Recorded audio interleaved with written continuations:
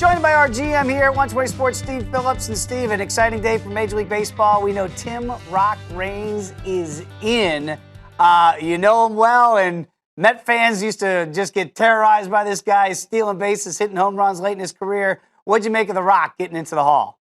Well, interesting on his final year on the ballot, and it's been a real progression for him. In the low 20% when he first got on the ballot 10 years ago, and progressively has improved. And I think as baseball has been evaluated, studied, looked at differently, where the metrics become more important, and we break down players in a different way, his value has grown, his percentages have grown. And I really do think there's been an education among baseball writers to look at players differently. In Raines in his final year on the ballot, I do think that it was the final year that ultimately got him over the top.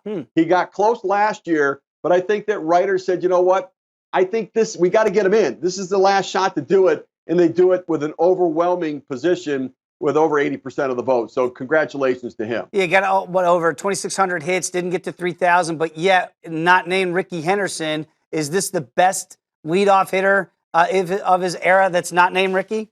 Yeah, oh yeah, he's the second best. You know, and I think part of the problem was Ricky was so good.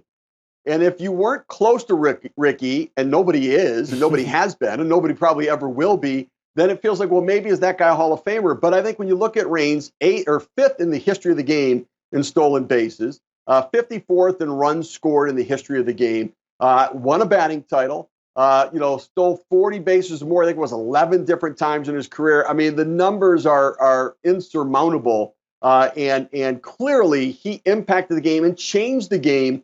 Where when speed became a factor, he was the most impactful speed base runner, not named Ricky Henderson. Tim Rock Raines in the Hall of Fame today. Steve Phillips, our GM, always great insight and information as always.